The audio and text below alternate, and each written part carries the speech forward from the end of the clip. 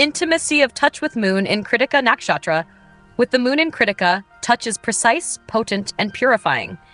You don't simply respond to affection. You scan it, evaluate it, and absorb it only when it meets your internal criteria for truth and integrity. Your body is not just sensitive, it's discerning. And for you, touch isn't just comfort or closeness, it's a transmission of energy that must be worthy of entry. Krittika is ruled by Agni, the god of fire. Your lunar sensitivity is sharp, exacting, and often filtered through intensity. You don't do lukewarm. Touch must feel clean, intentional, and aligned. Casual contact may feel meaningless or even irritating. You can tell instantly when someone touches you without clarity of heart, and your body reacts like a flame withdrawing from impure air. Touch, for you, must carry purpose. A partner's hand on your back isn't just skin to skin, it should signal strength, support, or subtle attunement. You open most to touch that communicates a message. I see your courage, I honor your autonomy, I match your clarity. Krittika moons are not afraid of intensity, but they do fear emotional pollution. If touch comes with mixed signals, your moon can retreat behind a shield of self-reliance. There's also a paradox in you. You may crave the security of a nurturing embrace, but only if it doesn't coddle or contain. You need to feel held without being hushed. You prefer affection that respects your dignity. A soft kiss on the forehead when you're tired. A grounding hand on your chest during conflict. You long for gestures that strengthen, not subdue. You might initiate touch with conviction, especially when your heart is clear, but you're rarely tactile just for the sake of it. Even in play, your touch carries intent. You might grip your partner's hand with sudden protectiveness, or wrap them in a blanket with quiet thoroughness. You give warmth in action, not fluff. And when your emotional fire is aligned, your touch can be searingly tender, not because you're soft, but because you mean it. Still, your exacting nature can make it hard to receive touch that isn't perfect. You may resist affection when you feel off balance, or when someone's energy feels inconsistent. But intimacy deepens when you let someone in, even when it's not precise. When you allow imperfect touch to meet your perfect need, to be seen, felt, and honored in real time. To grow this intimacy, name your edge. Say, touch lands most deeply with me when it's clear and grounded. Or, I feel safe with physical affection that respects both my fire and my boundaries. These aren't restrictions, they're rituals. They let others touch you with the reverence you silently crave. And give yourself permission to melt. To not always guard the gate. Let someone brush your hair back even when you feel flawed. Let them rest their head on your shoulder, even if you're processing. Let them warm you, not because you're cold, but because you deserve heat. That's not self-made. Because when touch becomes not intrusion, but recognition, when it honors your clarity, your dignity, and your depth, your Krittika moon finds its true intimacy. A fire that doesn't scorch, but sustains. A closeness that doesn't control, but consecrates. A love that touches not just your body, but the core of who you fiercely are.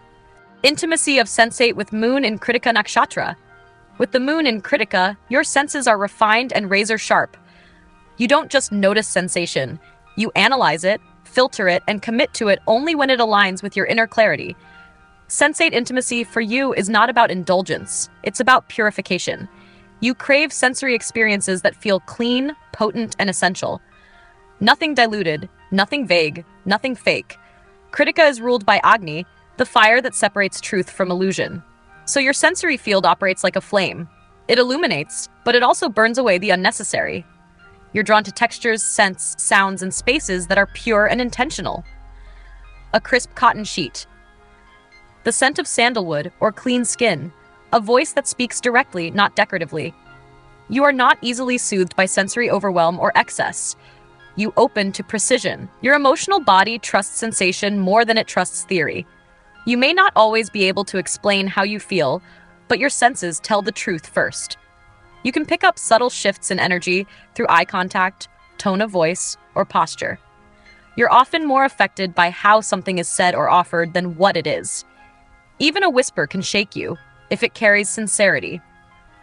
Because of this, you may be suspicious of performative intimacy. Environments filled with artificial softness, overly scented candles, or exaggerated romance can feel cloying. You want reality. Raw, clean, emotionally congruent sensation. A look that doesn't flinch. A hand that holds, not performs. You may not need much to feel safe, but you need it to be real.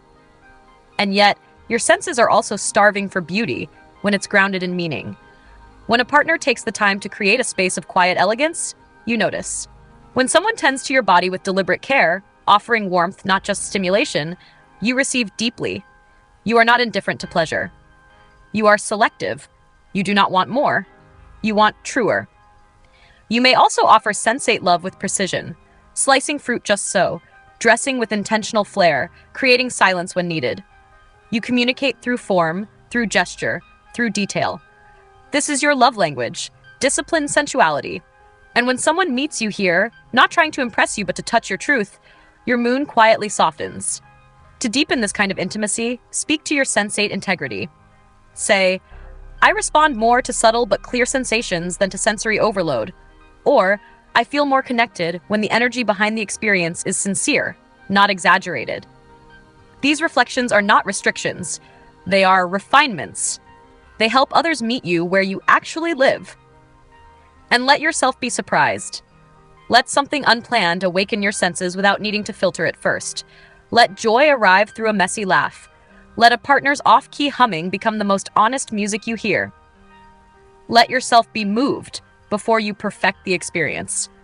Because when sensation becomes not spectacle but substance, when your senses are met with truth, not performance, your Krittika Moon finds a rare form of intimacy, sacred discernment turned into shared delight. A bond where what touches you does not invade, it illuminates, where pleasure is not distraction, but devotion. Intimacy of kindness with Moon in Krittika Nakshatra. Kindness for your Krittika Moon must be anchored in integrity. You are not easily swayed by sweet words or gentle gestures unless they are backed by truth and consistency. Your emotional core is precise, discerning, and vigilant. You know the difference between performative care and earned compassion. Kindness must be clean, not coded. Felt, not flaunted. Ruled by Agni, the sacred fire that purifies, your moon carries a fierce emotional intelligence. You see through pretenses. You sense when someone is offering kindness to calm you versus when they are offering it to honor you. And only the latter opens your heart. You don't soften for sentimentality. You soften for sincerity. You value kindness that shows up through follow-through, not fluff. When someone remembers your boundaries, respects your time, brings you something useful without being asked, your trust grows. It's not that you don't feel deeply. You feel profoundly. But your heart opens most to disciplined care, love that proves itself through action, not just atmosphere. Your version of giving kindness is often practical, precise, and fierce. You protect, you anticipate, you repair. You are the one who clears space for others to thrive.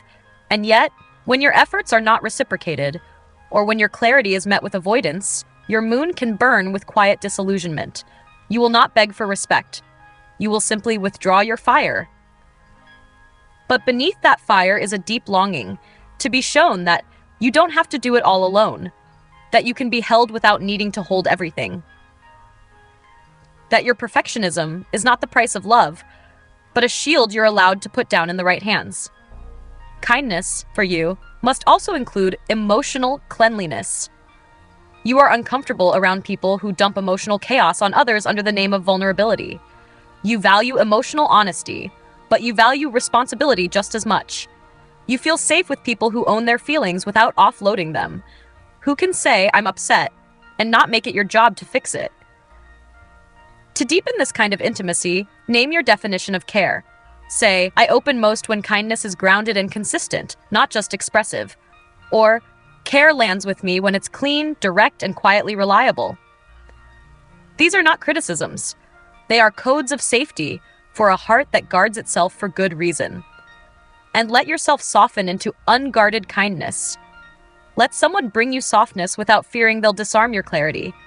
Let them be gentle without thinking they're trying to control you. Let someone love you with no agenda but your rest. Because when kindness becomes not performance, but presence, when it is stripped of ego, adorned only with attunement, your Krittika Moon finds the intimacy it never dares to request, but secretly needs. Love with backbone. A care that sees your fire and says, I don't want to tame you. I just want to stand beside you, warm and unwavering. Intimacy of growth with Moon and Krittika Nakshatra.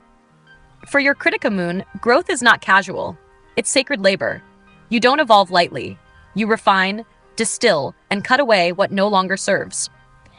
Growth for you is an act of discernment, a firewalk through personal truth. So intimacy must be able to endure your edits, to remain present while you burn away what's false, even if it includes parts of yourself or the relationship. Ruled by Agni, the fire that purifies, Krittika's growth is not decorative. It's essential.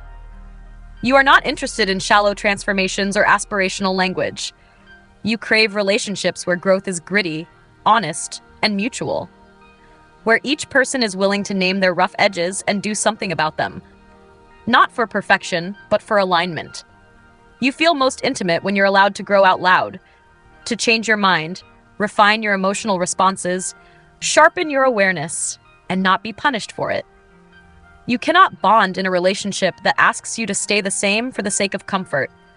Stability without evolution is not security to your moon. It's stagnation. But here's your edge. Sometimes you expect others to grow at your pace or through your methods. You may unconsciously hold your partner to your own high emotional standards, cutting too quickly when they fumble or evolve more slowly. Your clarity is a gift, but intimacy requires you to let people catch up. To trust that slower doesn't mean resistant. In truth, your ideal relationship is one where growth is a shared ethic, where partners push each other, gently but firmly, toward their highest selves. You thrive in dynamics where you can say, I'm working on this, and hear, me too. Where emotional refinement is not a threat to love, but a promise within it. And yet, you also carry a wound. The fear that if you stop growing, stop refining, stop doing the work, you'll become unworthy of love. That if you let yourself be messy or raw or in process too long, you'll be abandoned. But the truth is, real intimacy doesn't love you because you evolve. It loves you while you evolve. To deepen this kind of intimacy, share your growth rhythm. Say, I need room to refine who I am without being seen as disloyal or difficult. Or, when we both commit to growth, even in different ways, I feel safe to stay. These statements create a space where your fire becomes a guiding light, not a dividing line. And allow yourself to rest inside growth that's unforced. Let someone witness your becoming without fixing it. Let them hold space while you find new language. Let love in before you're fully polished. You are not meant to earn love through your edits. You are meant to be loved through them. Because when growth becomes not pressure, but partnership, when your refining flame is matched by someone else's willingness to meet you in their own becoming, your Krittika Moon finds the intimacy it quietly reveres. Love that evolves, purifies, and never punishes you for your transformation. A bond forged in fire, but tempered by trust. Intimacy of activity with Moon in Krittika Nakshatra. For your Krittika Moon, activity is not just movement, it's purpose in action. You bond through doing, but only when what you do feels directed, clean, and meaningful. You don't thrive in mindless distraction or passive togetherness. You want activity that sharpens, builds, or reveals something. Something worth the effort. Something that reflects your values. Ruled by Agni, the sacred flame, your inner world is forged through focused engagement. You express care through contribution, preparing a meal to nourish, showing up to help, organizing chaos into calm. Your version of affection often looks like competence, fixing, building, protecting, initiating. And you feel closest to those who meet you in that effort, who respect that your activity is an act of presence, not avoidance. You're not the type to bond over prolonged lounging or indulgent escape. Rest has its place, but if an activity feels pointless, your moon may grow impatient. You want your time together to mean something, to leave a mark. Whether it's cleaning a home, solving a problem, or sparking a heated debate, if it carries truth and purpose, you're all in. And yet, there's a tenderness behind this fire. You secretly crave shared rituals that make love feel solid. Folding laundry together in silence. Doing the same walk every Sunday. Not because you like routine for its own sake, but because consistency in action builds emotional safety for you. You don't trust words alone. You trust what someone shows up for again and again. Your emotional shadow may emerge when activities become chaotic, scattered, or forced. You have a low tolerance for drama and motion. You want to know why you're doing something, and you need emotional coherence within that doing. If a partner pulls you into things you didn't choose, or worse, if they flake or overpromise, you begin to shut down. Your moon does not play well with broken pacts. In relationships, you are often the one who gets things done. Who initiates? Who shows up? But when your activity goes unnoticed or unreciprocated, resentment can build. You may start doing everything yourself, but in your heart, you're waiting. Will they meet me in this effort? Will they move with me, not just beside me? To deepen this intimacy, speak plainly. Say, I bond through shared doing, but I need that doing to feel purposeful. Or when you join me in something real, even something simple, I feel emotionally fed. These words let others see that your drive isn't just about achievement. It's your way of loving. And let yourself also receive activity without duty. Let someone do something for you without making it transactional. Let yourself play, not just work. Let joy live in the action, not just the outcome. Not everything sacred must be serious. Because when activity becomes not obligation, but embodied connection, when your need for purpose is matched by another's presence, your Krittika Moon finds the intimacy it honors most, love that moves with you in rhythm, not resistance. A bond where action doesn't just fill time, it fuels devotion. A dance of effort that says, we're in this together, building something that lasts. Intimacy of allowance with Moon and Krittika Nakshatra. Allowance for your Krittika Moon is not about permissiveness. It's about precision with grace. You don't need to be indulged, babied, or excused. You need to be respected in your process. For you, intimacy is not about being given endless freedom or control. It's about being allowed to evolve in your own timing, without being rushed, redefined, or restrained. Ruled by Agni, the purifier, your moon seeks to refine everything it touches, including yourself. You're hard on yourself. You crave excellence, not for perfection's sake, but because you feel most safe in coherence. But emotional coherence can't be forced. It must be allowed to arise. And that requires space. Space from others, and sometimes from your own inner critic. Your greatest need is to be allowed to feel what you feel, without someone trying to edit, explain, or manage it. When you're angry, you don't want someone to pacify you. You want them to trust your fire won't burn everything down. When you're quiet, you don't want someone to chase you. You want them to respect the silence as sacred. Emotional pressure to lighten up or just talk can make you feel cornered. You open in relationships where you are seen without being dissected, where your stillness isn't mistaken for withdrawal, where your silence isn't mistaken for coldness, where your intensity isn't mistaken for danger. You bond with people who can hold the heat without flinching, who don't ask you to turn down but simply to be present with it. Yet you also need to practice allowance inwardly. You tend to hold yourself to high internal standards, to be strong when you're exhausted, clear when you're confused, composed when you're hurting. But real intimacy asks you to let your edges blur, to let your emotions arrive unrefined. You don't have to make sense all the time to be lovable. You are allowed to be in progress. Krittika also struggles when others resist growth. If a partner clings to denial, laziness, or excuses, your instinct may be to push or withdraw entirely. But allowance also means letting others stumble in their own way, while choosing how you remain in alignment. You don't have to carry or convert them. You just have to stay true to your flame without burning the bridge. To deepen this intimacy, name your rhythm. Say, I open more when I'm not asked to perform emotional clarity on demand. Or, I need space to feel things fully before I explain them. I'm not absent, I'm arriving. These aren't escape clauses. They're calibration tools. They show others how to move with you without intruding. And let yourself receive allowance from someone who doesn't need to fix you. Let them sit beside you, hands still, heart calm, while you figure things out. Let them hold a mirror, not a scalpel. Let yourself be messy and loved anyway. Because when allowance becomes not distance, but the devotion to your becoming, when your process is witnessed, not rushed, your Krittika Moon finds a sacred kind of intimacy, one where you are not just accepted for who you are, but trusted in who you're still becoming. A love that doesn't ask you to dim down, but stands steady beside you as you blaze, rest, and rise again. Intimacy of giving with Moon in Krittika Nakshatra. With the Moon in Krittika, giving is a sacred act of precision and protection. You don't give lightly.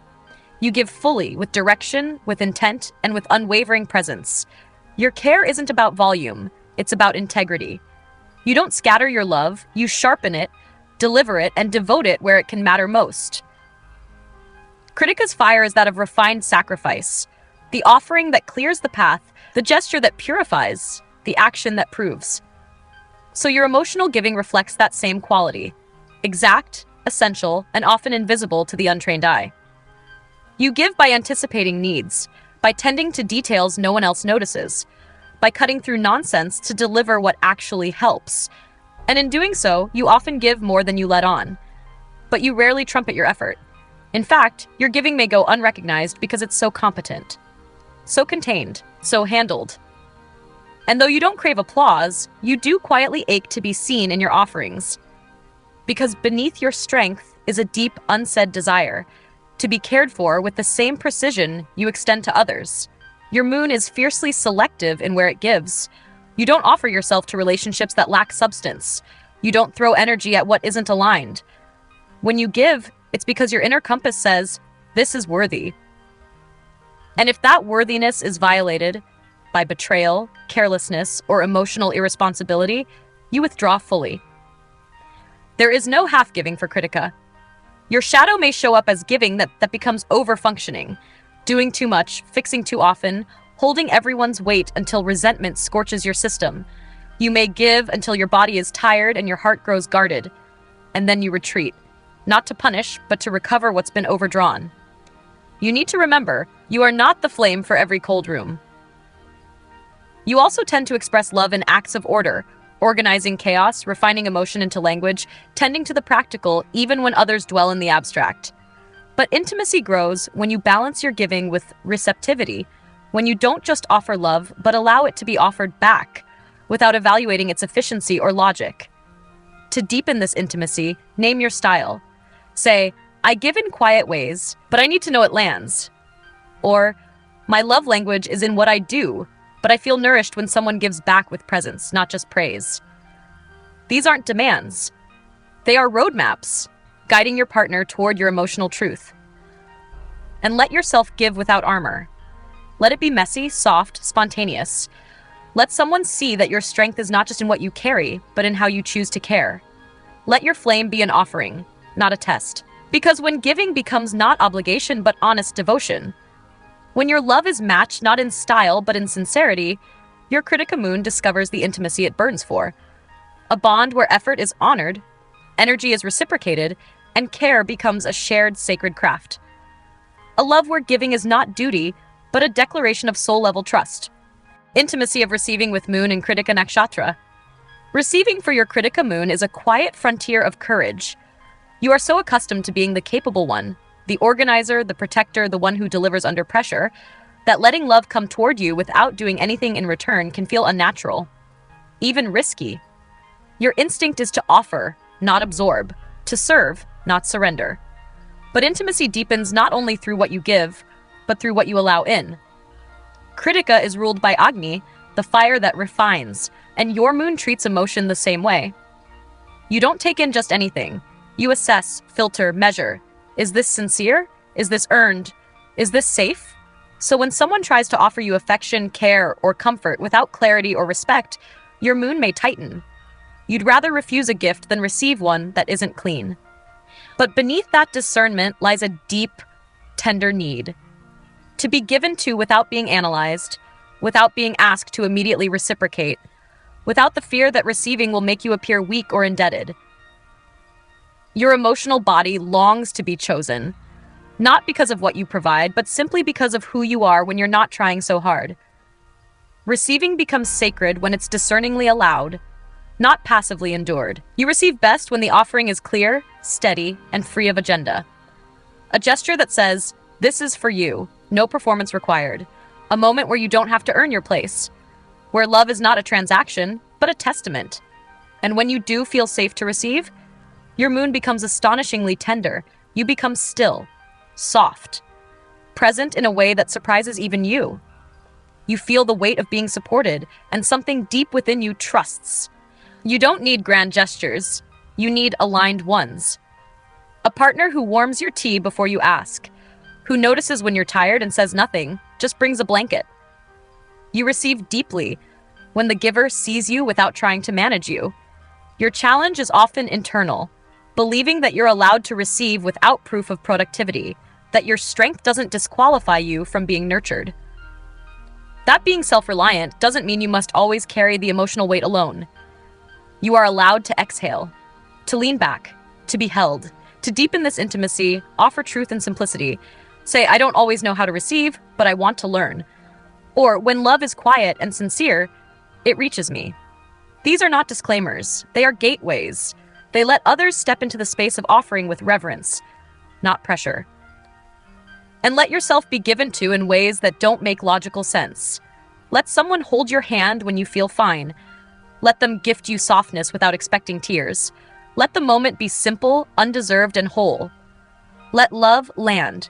Because when receiving becomes not vulnerability, but honoring, when you welcome care not as charity, but as recognition of your soul, your Krittika Moon finds a rare kind of intimacy. One where you no longer have to prove your worth through effort. A love that gives not to fix you, but to fuel you. That says, with every touch and offering, you don't have to carry the flame alone.